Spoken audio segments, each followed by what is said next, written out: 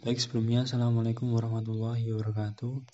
Kami dari kelompok 2 dengan anggota Arsyad Murtatillah dengan NIM 202111350, Hanifah Sulistiawati dengan NIM 202111353, dan Valinka Puspita Dewi dengan NIM 202111365. Di sini kami akan mempresentasikan hasil diskusi dari kelompok kami, yaitu mengenai teori-teori kenegaraan dalam Islam. Yang pertama yaitu sejarah pemikiran negara dalam Islam. Dalam sejarah negara dalam pemikiran Islam itu ada dua pokok penting, yakni pemikiran Yunani yang salah satunya dari pemikiran Plato.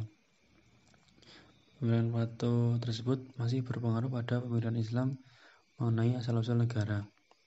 Pendapat Plato bahwa negara itu terbentuk karena adanya kebutuhan manusia yang tidak dapat dipenuhi dengan kemauan diri sendiri. Dengan begitu menimbulkan kerjasama untuk membangun negara secara terorganisir. Maka banyak pemikir muslim yang mengambil teori ini, salah satunya dalam karya Ibnu Abi Robi. Pokok penting kedua pemikiran Islam mengenai negara muncul karena ada respon terhadap kondisi sosial politik yang terjadi. Al-Farabi berpendapat bahwa tujuan didirikan suatu negara itu untuk meraih kesejahteraan. Baik, memasuki pembahasan yang selanjutnya, yaitu mengenai teori-teori kenegaraan dalam Islam. Nah, ada beberapa golongan seperti golongan Sunni, Syiah, Khawarij, Mu'tazilah. Nah, golongan-golongan tersebut mengutarakan teori-teori kenegaraannya. Yang pertama, kita memasuki pada golongan Sunni. Nah, Sunni itu berasal dari kata sunnah. Secara harfiah, sunnah berarti tradisi atau adat istiadat yang telah melekat dalam masyarakat. Sedangkan pengertian Sunni tersebut yaitu golongan muslim yang mendukung sunnah. Nah, aliran ini tuh muncul di tengah adanya pro kontra terhadap pemegang kekuasaan negeri. Mereka menggunakan basis agama sebagai pijakan. Golongan Sunni ini tuh lebih dikenal sebagai Ahlus Sunnah wal Jamaah ya. Nah, terbentuk itu pada periode akhir pemerintahan dinasti Umayyah sampai awal dinasti Abbasiyah. Pemikiran aliran Sunni itu dalam kenegaraan atau politik, mereka membela dan mempertahankan kekuasaan. Jadi, aliran ini tuh melarang rakyat untuk melakukan pemberontakan kepada para penguasa. Nah, mereka tuh berpandangan kekuasaan kepala negara atau khalifah itu berasal dari Tuhan. Pendapat ini kemudian dibuktikan dengan dimulainya pemakaian gelar khalifah atau wakil Tuhan di buminya. Ada pandangan-pandangan dari tokoh Sunni seperti Al-Ghazali. Nah, Al-Ghazali itu berpandangan bahwa sumber kekuasaan adalah Tuhan itu sendiri dan kekuasaan itu dilimpahkan kepada sebagian rakyat kecil dari hambanya. Nah, Al-Ghazali juga berpandangan kalau kekuasaan politik itu sakral dan rakyat itu diharapkan tidak boleh memberontak kepada para kepala negara.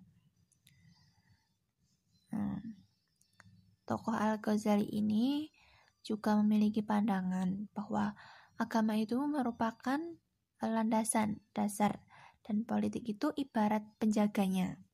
Jadi antara agama dan politik itu keduanya saling berkaitan erat. Jadi ibaratnya gini, politik tanpa adanya agama bisa mengalami kehancuran. Nah, sedangkan agama tanpa politik dapat pudar hilang dalam kehidupan manusia. Kemudian pembahasan selanjutnya teori kenegaraan itu dalam aliran Syiah. Nah, Syiah di sini berarti pengikut atau pembela. Nah, yang dimaksud pada individu atau kelompok tertentu. Sedangkan pengertian secara istilahnya, Syiah itu sekelompok kaum muslim yang dalam bidang keagamaan, kelompok ini merupakan keturunan dari Nabi Muhammad SAW atau biasa disebut dengan Ahlul Bait.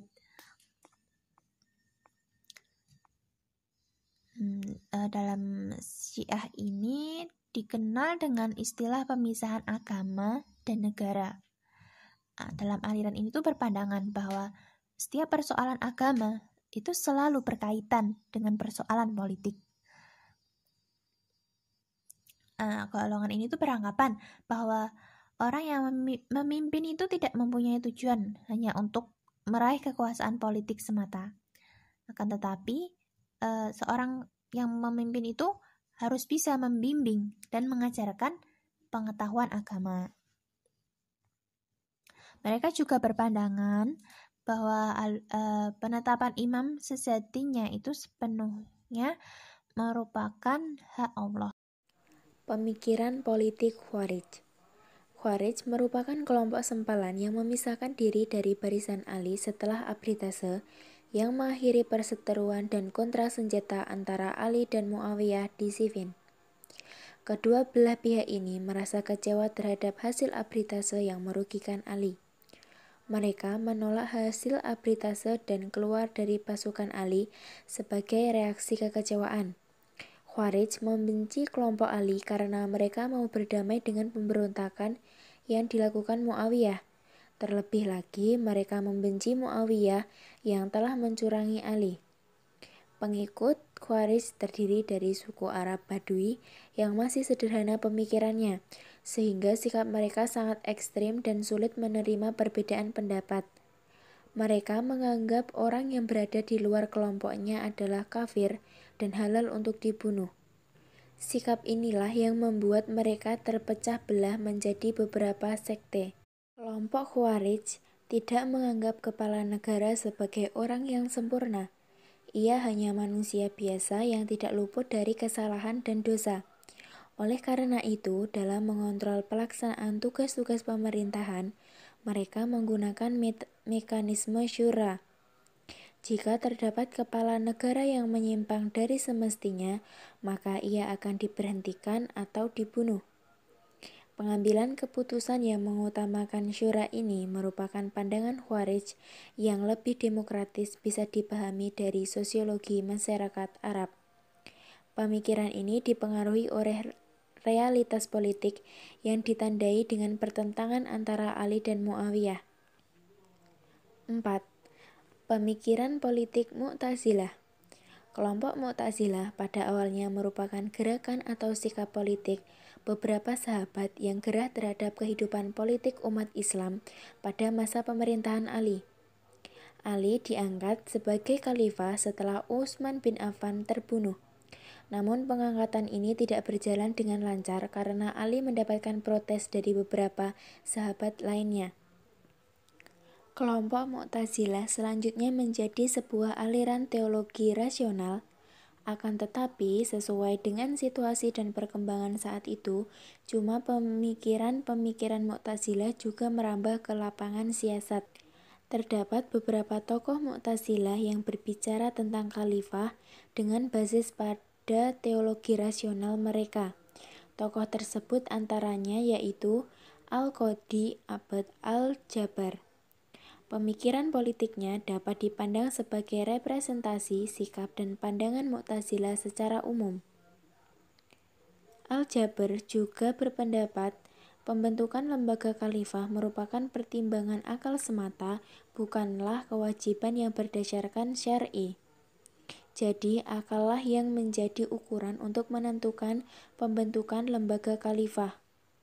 Sebagai aliran rasional, Mu'tazilah berpendapat bahwa dengan kemampuan akalnya, manusia dapat mengetahui 4 hal, yaitu Tuhan, kewajiban mengetahui Tuhan, baik dan jahat, serta kewajiban mengerjakan yang baik dan menjauhi yang jahat.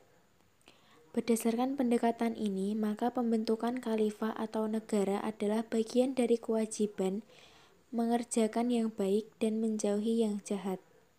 Sekian presentasi dari kelompok 2, Kurang lebihnya mohon maaf. Wassalamualaikum warahmatullahi wabarakatuh.